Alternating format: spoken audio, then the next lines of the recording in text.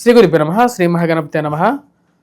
రాబోతున్నటువంటి అక్టోబర్ 19 నుండి డిసెంబర్ 5వ తారీఖు వరకు గురువు అతిచార స్థితిలోకి ఆల్రెడీ గురు అతిచార స్థితిలోనే ఉన్నాడు ఈ యొక్క సంవత్సరంలోనే. అందుకనే మనం చూస్తున్నటువంటి ప్రకృతి వైపరీత్యాలు కానీ లేకుండా ఉంటే జరుగుతున్నటువంటి స్థితి కానీ రాబోతున్నటువంటి అక్టోబర్ 19వ తారీఖు నుండి డిసెంబర్ 5వ తారీఖు వరకు గురువు యొక్క మార్పు అనేది జరుగుతున్నది. గురువు అతిచార స్థితిలోకి అంటే 0.04 డిగ్రీస్ నుంచి తన యొక్క మార్పు అనేది 0.20కి మారాడు. ఆల్రెడీ 0.20లో నడుస్తున్నాడు. అంటే మిథునంలో ఉన్నటువంటి గురువు అలాగే 0.20 0.21 అట్లా ఫాస్ట్గా వెళ్తూ తర్వాత కొంచెం స్లో డౌన్ అవుతూ తన యొక్క మార్పు అనేది గతి అనేది మారుతున్నది. అంటే మిథునంలో నుంచి మారుతూ కర్కాటకంలోకి వెళ్తున్నాడు. కర్కాటకంలో ఉచ్చ స్థానంలోకి వెళ్తున్నాడు. మీరు నా యొక్క యూట్యూబ్ ఛానల్ ఫాలో అవుతున్నట్లయితే వంగర ఆస్ట్రోలో నేను చెప్పాను ఆల్రెడీ మీకు ఇక గతి అనేది ఎలా మారబోతున్నది. ఈ యొక్క సంవత్సరం నుంచి గురువు అతిచార స్థితిలో ఉండబోతున్నాడు. ఇక గురువు అతిచార స్థితి 8 సంవత్సరాల పాటు గురువు అతిచార స్థితిలో ఉంటున్నాడు అన్నమాట. గురువు అతిచార స్థితిలోకి వెళ్ళిన తర్వాత అంటే రాబోతున్నటువంటి అక్టోబర్ 19 నుంచి డిసెంబర్ 5వ తారీఖు వరకు గురువు ఇంకా స్పీడ్ మూమెంట్లోకి అంటే గురువు అక్టోబర్ 19లోకి తన యొక్క మార్పు కర్కాటకంలోకి వెళ్తాడు. డిసెంబర్ 5వ తారీఖు వరకు కర్కాటకంలో ఉంటాడు. డిసెంబర్ 5వ తారీఖు నుంచి మళ్ళీ వక్రగతిలో మళ్ళీ రెట్రోగ్రేడ్ మూమెంట్లో వక్రగతిలోకి మారి తిరిగి మళ్ళీ తన యొక్క స్థితి వచ్చేటప్పటికి మిథునంలోకి మళ్ళీ తిరిగి రావడం జరుగుతుంది అన్నమాట. ఇటువంటి గ్రహస్థితి రాబోతున్నటువంటి రోజులు ఎలా ఉంటుంది అనేది చూద్దాం. యాక్చువల్గా వక్రగతిలో వచ్చేటప్పటికి రెట్రోగ్రేడ్ మూమెంట్ అంటారు.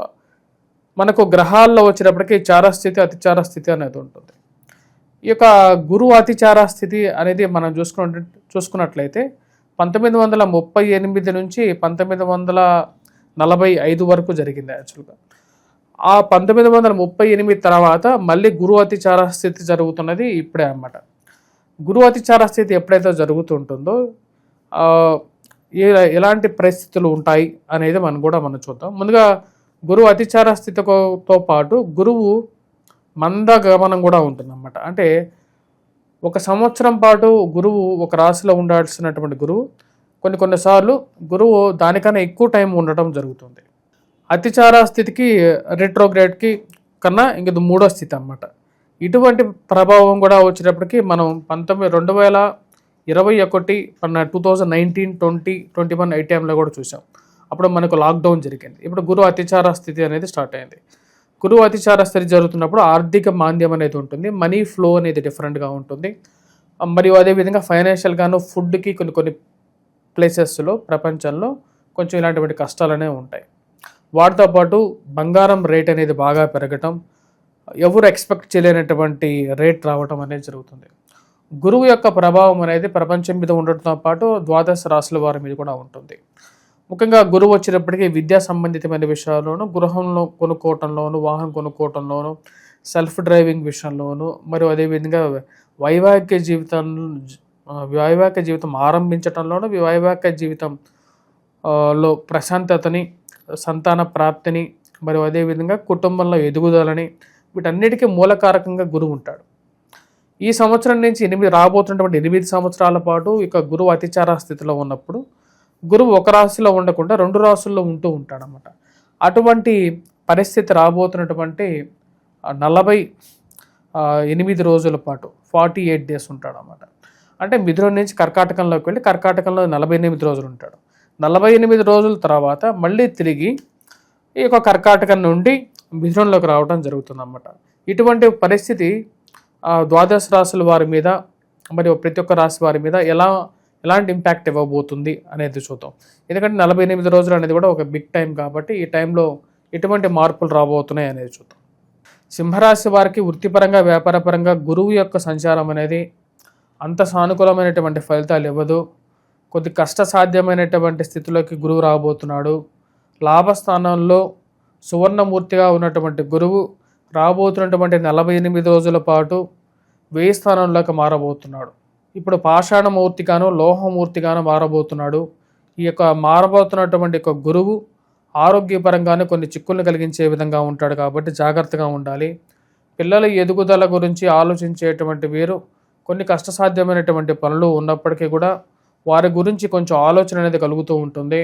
వారి గురించి కలిగినప్పుడు ముఖ్యంగా ఈ రాశిలో ఉండేటువంటి వారు సంతాన గురించి ఎక్కువగా పట్టించుకోవాల్సినటువంటి ముఖ్యమైనటువంటి సూచన, వారి ఎదుగుదల గురించి కొంచెం ఆలోచన అనేది కలుగుతూ ఉంటుంది. కానీ ఈ రాశిలో ఉండేటువంటి వారికి పూర్తిగా నెగిటివ్ రిజల్ట్స్ అనేది ఉండదు.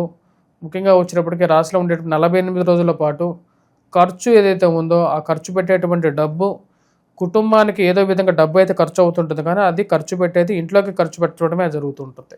అవసరమైనటువంటి ఖర్చుకే సద్వ్యయంగానే ఉంటుంది, దుర్వ్యయం అనేది అవ్వదు.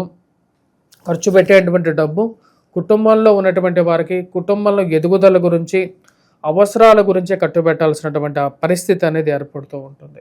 పిల్లలు యొక్క ఆరోగ్యపరంగాను శారీరకంగాను వారు ఎలా ఎటువంటి పరిస్థితిలో ఉన్నారు అనేటువంటి కొంచెం ఆలోచన అనేది కలుగుతూ ఉంటుంది.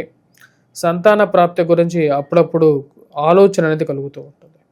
ఈ రాశిలో ఉండేటువంటి వారు ముఖ్యంగా ఇక చెప్పినట్లయితే ఈ రాశిలో ఉండేటువంటి వారు ముఖ్యంగా జీవిత భాగస్వామి ఆరోగ్య విషయంలోనూ మరియు అదేవిధంగా వయోవృద్ధులకి ఆరోగ్య సంబంధితమైన విషయాల్లోనూ జాగ్రత్తలు అనేది ఈ యొక్క 48 రోజుల పాటు తీసుకోవాల్సినటువంటి ముఖ్యమైనటువంటి సూచన.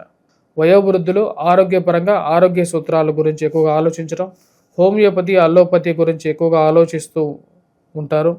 హోమియోపతి కన్నా అల్లోపతి బెటరా లేకుండా ఉంటే వీటన్నిటికన్నా చిట్కా వైద్యం వైపు మనసు మలటం అనేది జరుగుతూ ఉంటుంది. సింహరాశి వారికి ఈ యొక్క గురుగ్రహ సంచారం వ్యయ స్థానంలోకి జరిగినప్పుడు పూర్తి ఫలితాన్ని అయితే ఇవ్వదు. ఎందుకంటే వ్యయ స్థానంలో లోహమూర్తిగా గురువు మారబోతున్నాడు.